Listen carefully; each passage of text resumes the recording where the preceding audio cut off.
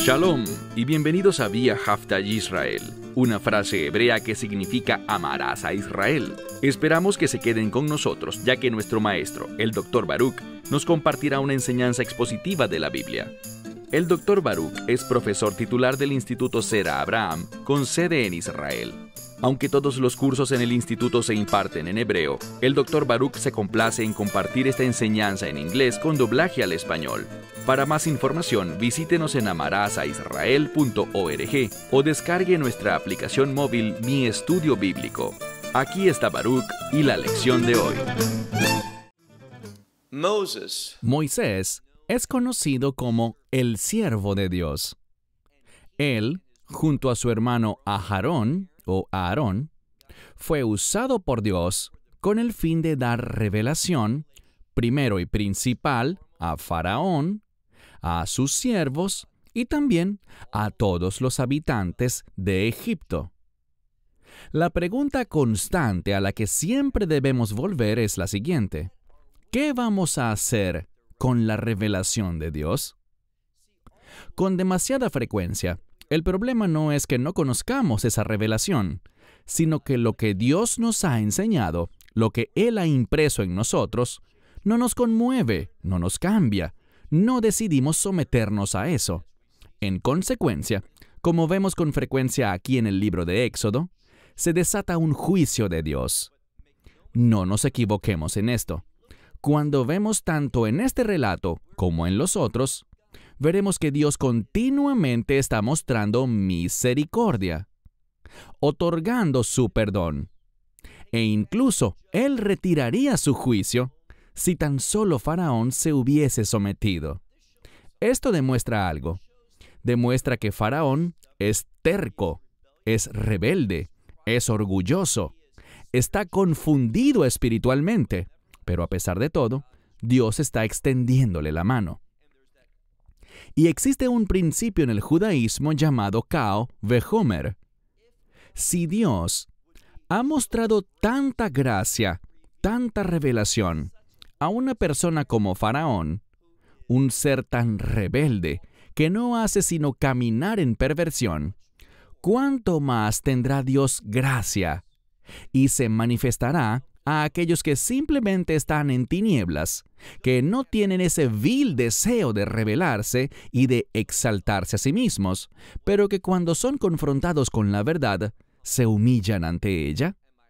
Mi esperanza es que eso nos describa a todos nosotros, porque todos en ocasiones fallamos, a veces caminamos en la dirección incorrecta, no nos humillamos ante el Señor, pero cuando somos confrontados con la verdad, tal como le pasó al rey David, somos rápidos para responder y arrepentirnos. Dicho esto, toma tu Biblia y ve conmigo al libro de Éxodo. Y tenemos una pequeña confusión porque si estás leyendo una Biblia común en español, estaremos iniciando el capítulo 8. Pero si estás leyendo en una traducción que se apega a los versículos y capítulos de la Biblia hebrea, entonces este sería el final del capítulo 7 y este primer verso correspondería al verso 26. Entonces la numeración va a variar, tal vez sean unos 4 versículos de desajuste, hasta que finalmente empiece el que para ustedes es el capítulo 8. Pero de cualquier forma estaremos recorriendo esta conclusión del capítulo 7 para quienes tienen la Biblia hebrea o una Biblia basada en el orden hebreo de los capítulos y versículos. Para ellos será el final del capítulo 7, pero para la mayoría será el inicio del capítulo 8. Iniciemos. Y el Señor le dijo a Moisés: «Ven a Faraón y le dirás a él». Una vez más tenemos un mandamiento. Este término ven, o algunas Biblias lo traducen como ve, está en modo imperativo. Entonces Moisés está recibiendo la instrucción directa de presentarse ante Faraón una vez más. Y entendamos algo. Esto implica sumisión, no solo a un mandamiento de Dios, sino que pensemos en esto. Faraón no quiere ver a Moisés. Él no quiere oír nada al respecto. Esto no es algo que Faraón considere necesario. Todo esto es un obstáculo, una molestia, una interrupción a los deseos de Faraón. Así que Moisés debe mostrar sumisión, confianza, fe y dependencia en Dios para lograrlo. Y en nuestro caso, es igual. Quiero decir, si tú estás caminando con Dios, Él te guiará a hacer ciertas cosas que tú necesariamente no querrás hacer en tu carne. Cosas que no son fáciles, que te desafían, a las que le tienes miedo, que te incomodan. Pero recuerda algo. Dios está contigo. Tienes el privilegio de participar en los propósitos de Dios. Y esa es una de las mayores invitaciones y bendiciones que una persona puede tener, que Dios te diga, yo quiero usarte. Escúchame muy bien. Si tú eres una persona sabia, vas a orar así, Dios, hazme conocer estas oportunidades. ¿Cómo puedo participar contigo? Y vas a ver que a pesar de que te veas desafiado a hacer cosas que no quieres hacer, que te aterrorizan, que te incomodan, para las que te sientes incapaz, entiende que Dios estará contigo, como estuvo con Moisés y con Aarón. Entonces dice, ven a Faraón y dile, así dijo el Señor, Shalach et a mí, envía a mi pueblo. Siempre aclaro este punto. No le dijo, deja ir a mi pueblo, sino que la orden fue, envía a mi pueblo, y noten que hay un propósito. Esto nos enseña un principio subyacente en el texto. Dios nunca nos ordena hacer algo, como diríamos en hebreo, stam, solo porque sí. No. Cada cosa que Dios nos ordena hacer, cada gota de revelación que nos da, tiene un propósito definido. Y ese propósito es importante. Se relaciona con su voluntad y con el resultado que Él quiere establecer en una situación. Y con mucha frecuencia, Dios instruye a su pueblo a que ejecute estas órdenes. Es decir, Él nos utiliza a nosotros. Nos volvemos partícipes en los planes de Dios. Así que dice, ¿cuál es el propósito? Envía a mi pueblo y ellos me servirán. Servir aquí es la palabra laavot. Trabajarán para mí, o podemos entenderlo en el contexto de la adoración. Entonces está diciendo, ustedes dos, vayan y díganle a Faraón que es una obligación que tú envíes a este pueblo con el fin de que yo sea adorado, que ellos me adoren. Moisés sabe que Faraón no tiene el menor interés en que esto pase. Y este no es un mensaje nuevo, ni una revelación distinta. Con esto es con lo que Moisés ha venido confrontándolo y lo seguirá haciendo. Por lo que Faraón ya se encuentra bien molesto. Así que no es fácil para estos dos hombres, Moshe y Aarón, Moisés y Aarón, cumplir este mandato. Verso 27, que es el verso 2 en tu Biblia, y ya que no es un sí condicional como seguramente dice tu traducción, sino que es la palabra im en hebreo, que a veces se traduce como ese sí condicional, pero que en este caso significa ya que. Y ya que tú te rehusas a enviarlos, y esto es importante porque Moisés le está queriendo decir, te conocemos, sabemos la condición de tu corazón. Dios le ha enseñado a Moisés una y otra vez que esto es lo que Faraón hará. Él los rechazará. Entonces dice, y ya que tú te rehusas a enviarlos, he aquí, yo haré nogef. El término nogef proviene de una palabra que significa golpear con una plaga. Esto es importante porque nos hemos venido topando con la palabra macá, un golpe, un impacto. Pero ahora tenemos un término que conlleva otro sentido y significa algo como plaga. Así que no habla esta vez de un golpe contra Egipto, sino de una plaga que causará un gran malestar en el país. Entonces seguimos.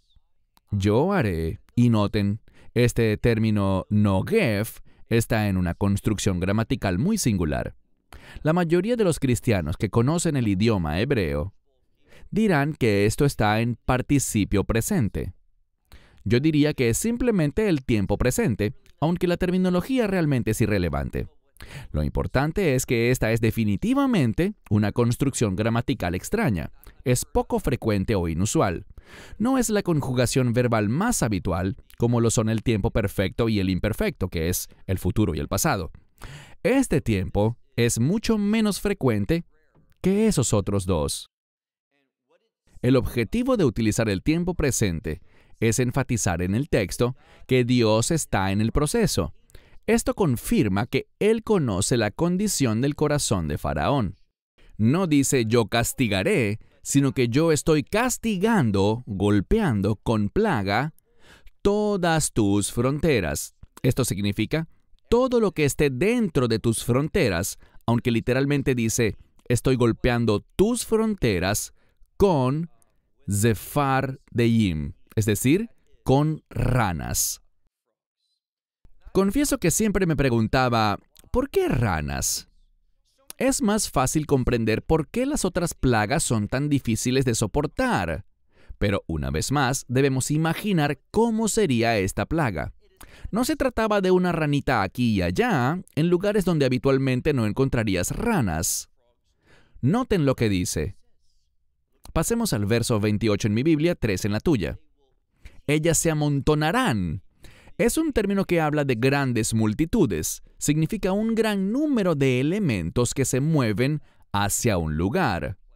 El término sharats. Entonces dice, y en el Nilo, en este río, que es la vida de Egipto, se amontonarán, se multiplicarán las ranas, y ellas subirán y entrarán a tu casa. Aquí le habla específicamente a Faraón.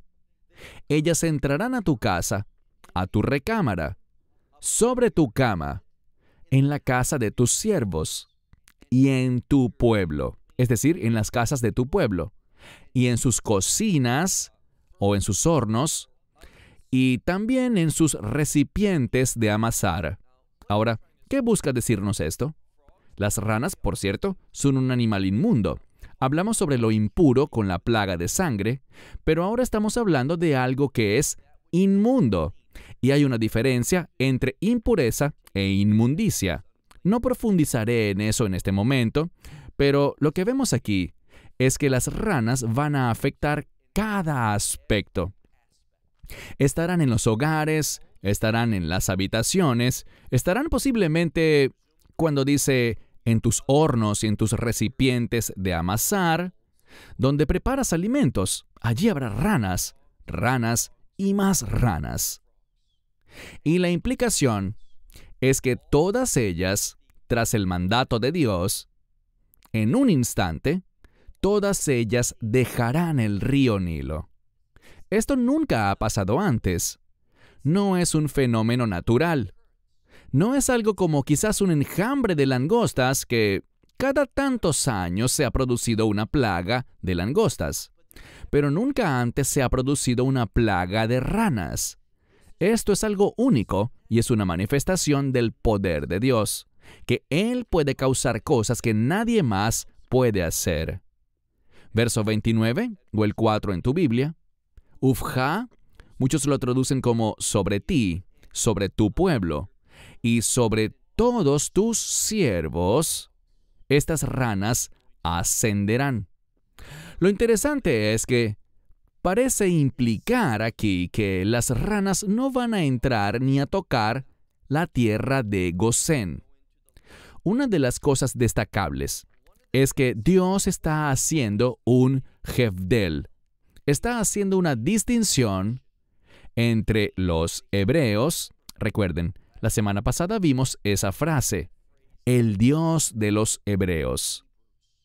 Así que Dios está marcando la diferencia entre su pueblo y el resto de la humanidad, y lo está haciendo en el contexto del juicio. Ese es un principio importante que debemos ver.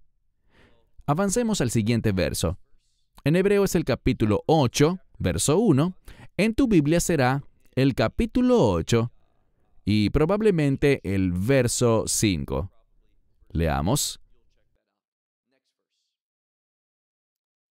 Y el Señor le dijo a Moisés, dile a Aarón, extiende tu mano con tu vara sobre los ríos del Nilo. Está hablando de los arroyos, riachuelos y demás afluentes del Nilo. Y también sobre sus lagos, la palabra agam, en plural, agamim, y significa lagos. Una vez más vemos algo. Estamos viendo que no solamente en el Nilo, sino en todo lo que se conecta con el Nilo, no únicamente en la corriente principal, sino todo el río Nilo, que es inmenso, recorre el país serpenteando y llenando con su caudal muchos pozos y depósitos de agua. ¿Y qué más leemos? Y las ranas subirán sobre toda la tierra de Egipto. Esta es la instrucción que Dios les da, y noten que encontramos en el verso 2 en hebreo, y creo que es el 6 en tu traducción, y Aarón extendió su mano sobre las aguas de Egipto, y las ranas subieron y cubrieron, esta palabra es importante, ellas cubrieron la tierra de Egipto. Imaginen eso. Egipto es una tierra muy vasta. Esto no solo está pasando en tu casa, en tus habitaciones, en tu cocina y demás, sino donde quiera que vayas, en todas partes. Estas ranas cubrieron todo. Pero antes de este punto no existía tal cantidad de ranas en el país, un número tan abundante como para poder causar un fenómeno así. Por esto, ya no cabe la menor duda que este es un evento único. Es algo que únicamente un Dios todopoderoso puede hacer. Ahora, lo interesante, y no estoy afirmando que esto sea verdad, pero es interesante lo que uno de los comentaristas rabínicos dice al respecto. Él dice que había una rana líder, una rana principal, y de nuevo esto no está en la Biblia. Pero me suena hasta gracioso escuchar esto que opinan los rabinos, y es parte del Midrash, que es un material o un comentario alegórico o legendario de la Torá. Muchos lo creen, y lo que dice es que esta rana principal de algún modo silbó, y todas las demás la siguieron. Lo que vemos con eso, y el punto que intentan establecer, es que hay un orden, que no es una invasión aleatoria, sino que el hecho se está desarrollando de manera muy organizada. Pareciera que estas ranas no están actuando como ranas, sino que se están desplazando de un modo en el que no todas van al mismo lugar, sino que van ordenadamente, y eso es lo que implica el texto, ordenadamente hasta cubrir toda la tierra de Egipto. Mira el siguiente verso. Este verso no es un muván, quiero decir, que es difícil de entender. Puede ser que, y lo resalté en mi Biblia, es una frase corta que quiero destacar, pero la primera parte de este verso parece implicar algo que quizás nos dé una indicación que me permita explicar mejor algo parecido que traduje la semana pasada. Hagamos una pausa. Recuerden la plaga anterior, Dam, la sangre. Hablamos del hecho de que también los Hartumei Mitzrayim, los sabios, los hechiceros de Egipto, hicieron lo mismo y convirtieron agua en sangre mediante sus encantamientos. Hay un par de maneras de entender esto. Una es que esto es simplemente una ilusión, que lo que hicieron no es más que una ilusión, tal como si fueras hoy en día a ver el show de un mago o un ilusionista, algo muy común, por ejemplo, en Las Vegas. Y ellos harán muchas cosas que te dejarán perplejo, pero lo que aparentemente están haciendo no es real. Es un juego de manos y engañan tus ojos con trucos. Ellos no tienen ningún poder, obviamente. Ese es un punto de vista. Otra perspectiva es que ellos sí tienen un poder real otorgado por Ha-Satán, Satanás. Su poder demoníaco es el que genera estos milagros, y digo milagros entre comillas, de parte de los Hartumei de Egipto, los magos de Egipto. Dijimos que ellos quizás tenían agua que no había sido afectada y fueron capaces de convertirla en sangre también. Esa es la interpretación más común, que de una manera o la otra fueron capaces de duplicar el milagro. Pero esto que leeremos puede darnos una mejor comprensión, porque si todas estas ranas estaban viniendo, leamos el siguiente verso, que dice: Veyasu gen ha-hartumim veilei tei tehem, que significa, y los sabios, estos hechiceros, ellos hicieron lo mismo con sus encantos. Mi pregunta es, ¿cómo lo sabes? Quiero decir, si Dios está causando que todas estas ranas salgan y se muevan, a ellos les bastaba con hacer un ritual y decir, sí, nosotros lo estamos produciendo también, pero en realidad es Dios quien lo hacía todo. Míralo de este modo. Si Dios dice que va a llover y en efecto se avecina un aguacero, alguien puede salir corriendo y hacer una danza y decir que Él es quien está causando la lluvia, pero es la lluvia que Dios está trayendo, y este sujeto solo está mintiendo para atribuirse un poder que no tiene. Puede que estos magos estuviesen haciendo una falsa proclamación. Puede que no hayan hecho nada realmente, porque esto realmente no tiene sentido. Si todas esas ranas están viniendo, ¿por qué sería necesario? ¿Por qué sería una buena muestra de su poder que ellos trajesen más ranas que las que Dios estaba trayendo? Bien, de cualquier modo, noten lo que dice. Y ellos hicieron que ranas vinieran sobre la tierra de Egipto. Entonces, ellos aparentemente hicieron venir más ranas, o simplemente es un engaño. El texto, sin embargo, parece implicar que ellos están trayendo ranas, que están duplicando el milagro, aunque lo que estarían haciendo realmente es como echarle sal a la herida. Es decir, están haciendo que la situación empeore a través de esta supuesta demostración de poder. Veamos ahora otra cosa importante, verso 4. Pensaríamos que Faraón acudiría a sus sabios para remediar este problema, pero él no lo hizo. Y esto será importante al momento de concluir nuestro estudio el día de hoy. Pero noten lo que dice, verso 4 en hebreo, 8 en tu Biblia. Y Faraón llamó a Moisés y a Aarón y les dijo, ustedes, hablándole a los dos, ustedes rueguen al Señor. Es interesante.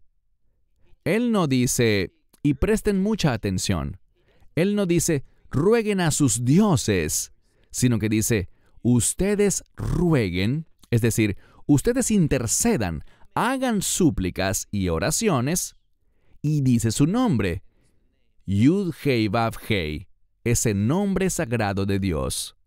Es altamente significativo que Faraón se esté refiriendo al Dios de los hebreos mediante ese nombre, Yud-Hei-Vav-Hei, Hashem.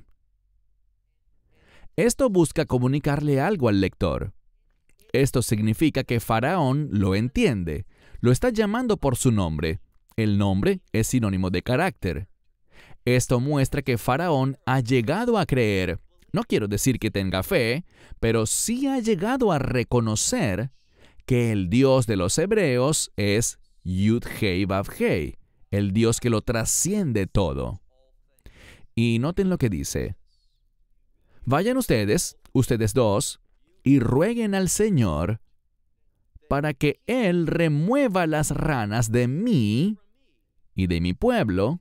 Y la implicación es, si eso sucede, y miren al final del verso, yo enviaré al pueblo, no dice a un pueblo, sino a el pueblo, sin duda alguna se refiere a los hebreos. Y luego vemos un cambio en las palabras, porque hasta ahora se ha dicho que el pueblo debe ir al desierto para servir al Señor, el término la'avot, que también puede entenderse como a adorar. Pero Faraón utiliza una palabra diferente, una muy significativa, y es la palabra Veyitzvehu, que significa que hagan sacrificios, que lleven ofrendas, que presenten sacrificios al Señor. Esto es importante porque nos dice que Faraón está creciendo en su entendimiento de la fe de los hebreos, del Dios de los hebreos, que ellos deben salir para adorar, y la adoración involucra un sacrificio. Él lo entiende. Él comprende que la verdadera adoración es sacrificial. Se trata de dar, de presentar ofrendas. Eso es adorar. Quiero decirles que, para mí, Faraón ha crecido significativamente en su entendimiento del Dios de los hebreos, del único Dios verdadero, Yud-Hei Vav-Hei, y lo que significa adorar. Ese sacrificio que el Señor requiere que le presentemos. Entonces dice, si ustedes, les está proponiendo un trato, si ustedes, Moisés y Aarón, ustedes oran, esa es la implicación, si ustedes oran al único Dios verdadero, este Dios que trasciende, este Dios que está sobre todas las cosas, Él usa ese nombre, y si Él remueve las ranas de mí y de mi pueblo, Él promete que hará algo. Yo enviaré al pueblo, y entiendo que ustedes irán allí para hacer un sacrificio. Esto será importante más adelante porque, en breve, Él estará de acuerdo con esto, pero no con el hecho de que vayan a hacer sacrificios. Él querrá retener a todos los animales de los hebreos, para que no puedan obedecer a Dios. Hablaremos de esto cuando suceda, pero entendamos que Él sabe lo que implica la adoración al único Dios verdadero. Verso 5 en mi Biblia, 9 en la tuya. Y Moisés dijo a Faraón. Muy importante que notemos que Moisés es quien habla aquí con Faraón y usa la palabra hitpaer. Esta palabra es un sinónimo de glorificar. Lo que dice aquí es lo siguiente. Le dice, me glorifico. ¿Qué quiere decir? Yo voy a demostrarte, Faraón, que esto no es un fenómeno natural. Quiero decir, quizás las ranas se volvieron locas. Quizás empezaron a hacer todo esto sin razón. Pero entendamos que este no es su hábitat natural. Ellas no están donde pertenecen. Este no es su dominio, su ambiente, en las habitaciones y las cocinas y los recipientes y los hornos. Por lo que tal vez se darán cuenta de eso y volverán al río. Bueno, Moisés le está diciendo algo. ¿Sabes? Voy a darte una revelación aún mayor. Permíteme glorificarme a mí mismo. Y eso es con el fin de demostrar mi autoridad, la cual me ha sido otorgada por Dios. ¿Qué dice el texto? Leamos cuidadosamente. Dice, ¿cuándo debo rogar por ti y por tus siervos y por tu pueblo, que las ranas sean quitadas de ti y de tu casa, y que solamente queden en el Nilo? Le está diciendo, no voy a hacerlo cuando yo quiera, porque tú pensarás que las ranas se irán por causas naturales. No, tú dime el momento exacto en el que tú quieres que yo ruegue, interceda, le pida a Dios que todas las ranas regresen y se queden en el Nilo, que todo vuelva a la normalidad. Vamos a ver una respuesta interesante. Leamos el siguiente verso. Y él dijo, este es obviamente Faraón respondiendo, y hagamos una pausa. ¿Cuándo esperarías tú que Faraón quisiera ser librado de las ranas? Si tú estuvieras en medio de una plaga así, ¿cuándo quisieras que la plaga se terminara? Obviamente la respuesta es de inmediato, ya mismo. Pero noten la singularidad de lo que hizo Faraón. Y esto demuestra su terquedad, demuestra su orgullo. porque, ¿qué respondió? Él dijo, mañana. E insisto, esto no tiene sentido. Y ese es el punto. Uno esperaría otra respuesta. Pero puede ser que Faraón esté pensando algo así. Quizás Moisés me diga esto sabiendo... Moisés viene y me pregunta cuándo quiero que se vayan las ranas, porque sabe que yo voy a decir ya mismo. Por lo tanto, yo seré más inteligente que él, pues tal vez esté proponiéndome esto porque ya sabe que las ranas quizás están regresando ahora mismo al río. Entonces le dice, no, quiero que se vayan mañana. Y si las ranas esa misma noche se retiran, él podrá decir, Moisés, tú no lo hiciste, y así romper el acuerdo al que habían llegado. Pero Moisés es un hombre de autoridad, es decir, él recibió autoridad de Dios, y las ranas no se irán hasta que Dios les ordene que se vayan. Entonces Faraón responde mañana, y Moisés replica, se hará conforme a tu palabra. Y esto que viene es muy importante, para que sepas que no hay nadie como el Señor, nuestro Dios. Yo subrayaría y resaltaría este verso, porque es de máxima importancia. Es una ayuda hermenéutica, es decir, para aplicar correctamente la metodología de interpretación bíblica, encontramos una ayuda en este verso, un apoyo. Porque vemos algo fundamental. ¿De qué se trata?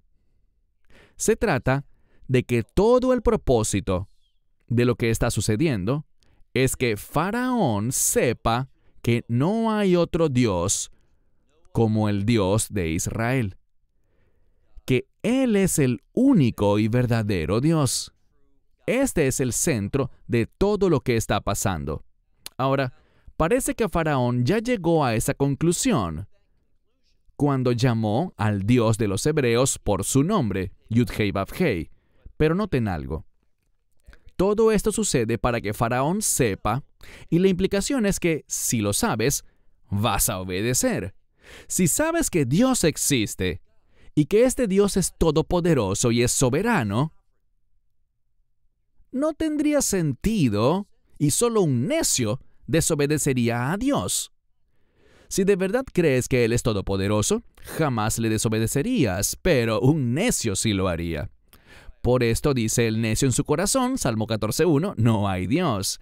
Y es una gran mentira. Él sabe que Dios existe, pero dice que no hay Dios porque no quiere obedecerle. Pasemos al verso 7 en la Biblia hebrea, 11 en tu traducción. Y las ranas serán removidas de ti, y de tu casa, y de tus siervos, y de tu pueblo, y solo en el Nilo permanecerán. Está anunciándole lo que ocurrirá. Moisés sale de allí en el siguiente verso, junto con Aarón, de delante de Faraón. ¿Y qué hace él? Vayitzak. Y esto es muy importante. Esto es algo vital. Quiero que hagan algo muy significativo.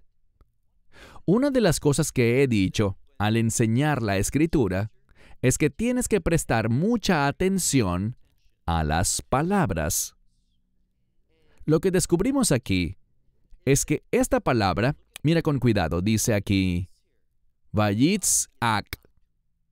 Bien, esto nos dice algo, porque existen dos palabras, lizok y litzok. La única diferencia es que una termina en zain y la otra termina en zade. Suenan muy parecido. Digamos que una termina en Z y la otra en una T con Z. Entonces son lizok y litzok. La primera palabra, lizok, tiene que ver con algo que sucede, pero la persona no desea aquello que va en contra de la voluntad de Dios. Mas la segunda palabra, que en este caso sería litzok, con TZ, litzok, significa clamar para que se cumpla la voluntad de Dios. Y esto es lo que Moisés está haciendo. Él está clamando para que al final la voluntad de Dios se cumpla. Que lo que suceda no sea algo incorrecto, sino que lo que suceda sea lo bueno. Moisés sale entonces y clama al Señor con respecto al asunto de las ranas que fueron puestas en Faraón. Bien, esto es interesante porque dice las ranas que fueron puestas o las ranas que Dios puso en Faraón.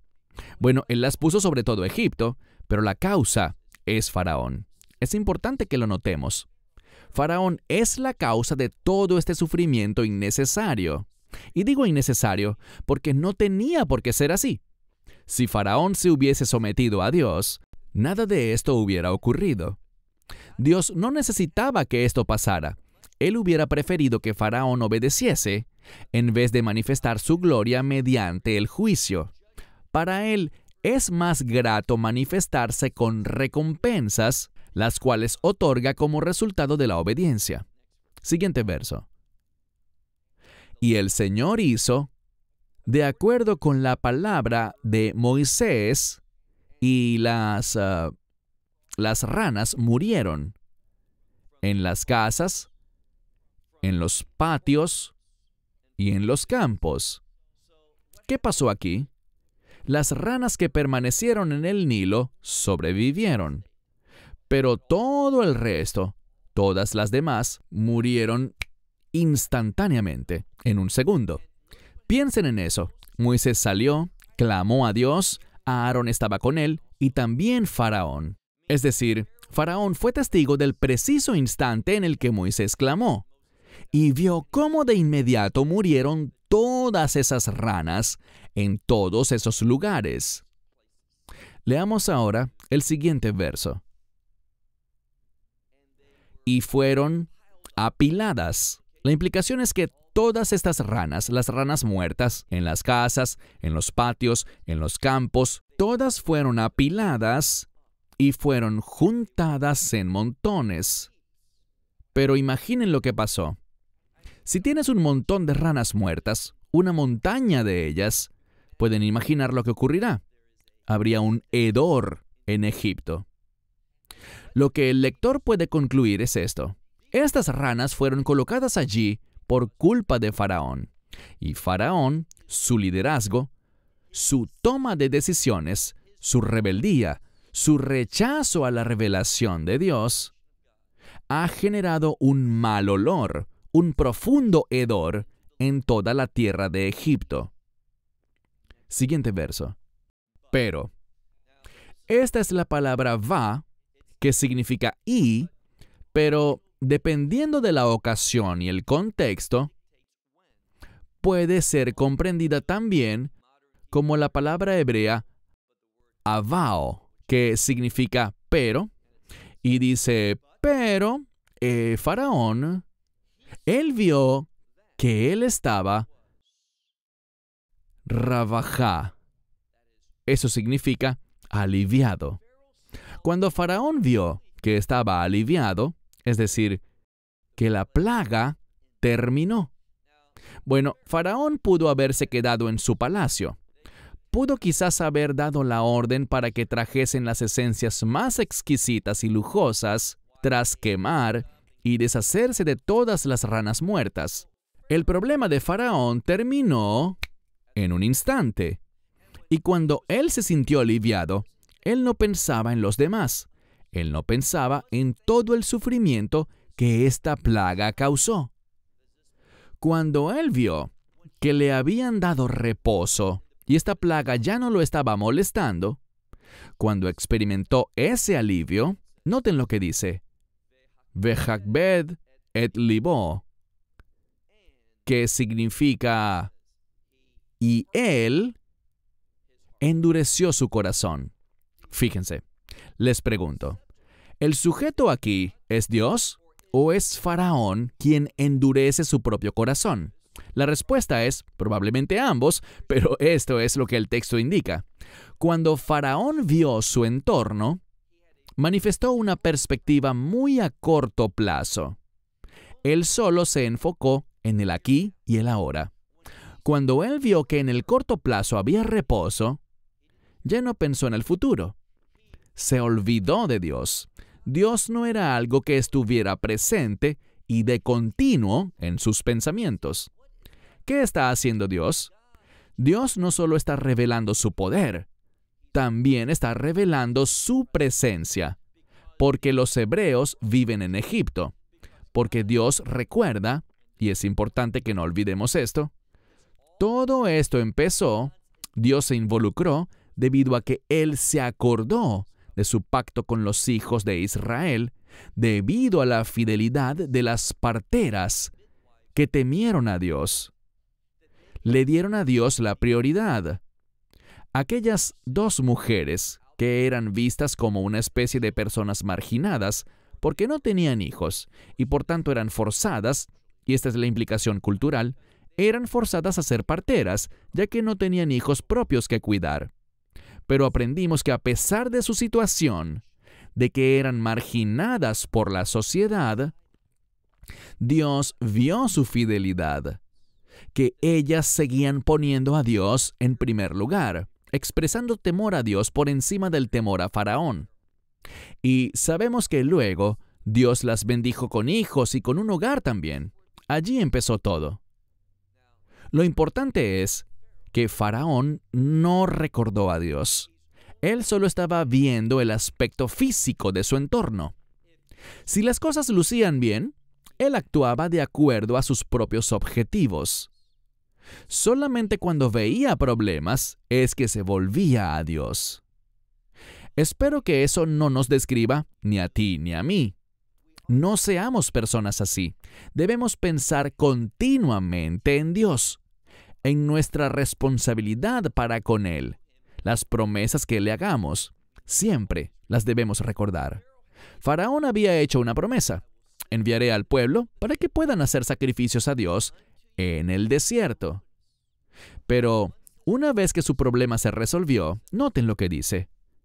Cuando él vio eso, e insisto, cuando lo vio, muy importante, cuando lo vio, endureció su corazón y no obedeció.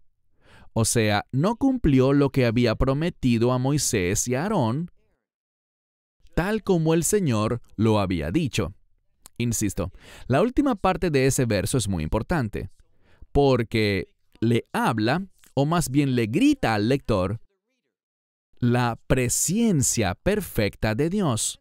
Por estas razones que me siento desconcertado ante los defensores de la teología cristiana reformada, que se basa en el llamado calvinismo, y que no quieren hablar de la presencia. Ella no tiene importancia dentro de sus explicaciones y puntos de vista teológicos. Pero cuando vemos el texto, todo debe ser basado, nuestro entendimiento, en que Dios sabe todo de antemano. No es que Él cause los eventos, sino que Él ya sabe lo que pasará. En mi opinión, esto eleva a Dios y lo glorifica mucho más. Si Dios solo hace las cosas porque Él lo controla todo, si Dios puede profetizar lo que ocurrirá porque es Él quien controla y hace todo, bueno, Él es soberano, pero resulta mucho más un instrumento de gloria y manifestación de su poder, de su esencia, cuando Él simplemente dice lo que ocurrirá porque ya lo sabe, y no necesariamente porque Él tenga que controlarlo y hacerlo todo. Dios está en control, pero Él permite las decisiones de los hombres, sabiendo de antemano lo que harán. Jamás hay un momento en el que Dios no sepa lo que pensaremos o lo que haremos. Él lo sabe todo. Avancemos a la siguiente plaga, que es una plaga muy corta. Esto realmente nos ayudará a comprender mejor lo que acabamos de estudiar. Leamos. Y el Señor le dijo a Moisés, dile a Aarón, extiende tu vara y golpea el polvo de la tierra, para que se convierta en piojos por toda la tierra de Egipto. Fíjense, Faraón no recibe una advertencia aquí. Faraón piensa, listo, todo se acabó. Voy a ignorar a Dios porque ignorándolo, Él se mantendrá fuera de mi vida. Mentira. Porque los propósitos de Dios, sus planes, impactarán a todos. y habrá también una consecuencia eterna. Leamos el verso 13 en la Biblia hebrea, 17 en tu traducción. Y ellos hicieron así, y Aarón, él extendió su mano con la vara, su vara, y golpeó el polvo de la tierra, y éste se convirtió en piojos, en una plaga de piojos en los hombres, literalmente dice dentro del hombre y dentro de las bestias. Esto es terrible porque no dice que estaban sobre ellos, sino dentro de ellos, puesto que los piojos no están nada más sobre la piel, sino que la penetran, tanto en hombres como en animales. Y todo el polvo de la tierra se convirtió en piojos sobre toda la tierra de Egipto. Verso 14 en hebreo, 18 en español. Esto que viene es importante porque el siguiente verso es a su vez un versículo clave para ayudarnos a entender algo. Hasta este punto, vemos que lo que los Jartumim, y espero que hayan aprendido ya que este término significa hechiceros, sabios o encantadores de Egipto, lo que han hecho no ha sido más que una copia. Yo diría que una copia inferior o inclusive una copia falsa. Pero ellos solo han copiado o duplicado lo que Aarón ha hecho. Pero ahora, y esto podría implicar algo de lo más significativo, porque aprenderán algo. ¿Por qué quiere echarle, como dije antes, sal a la herida? Si hay un montón de ranas, ¿para qué quiero traer más ranas? Eso es absurdo, no es lógico. Aquí, noten lo que dice. Y ellos hicieron así. ¿Quiénes? Los Jartumim. Ellos hicieron así con sus encantamientos, pero noten lo que añade. Para traer piojos, pero no pudieron. En hebreo es leotzi, que significa sacarlos o echarlos fuera. Esa es la implicación. Ahora están aprendiendo. Ahora están haciendo un cambio. Ya no buscan hacer el mismo milagro, sino que buscan revertir lo que Aarón ha causado. Y dice que ellos querían obrar del mismo modo para revertirlo, pero dice, Veilou Yahoulu, pero no pudieron.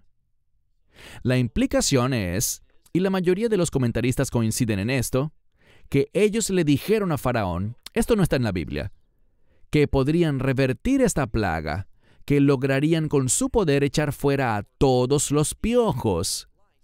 Sin embargo, leemos, pero no pudieron.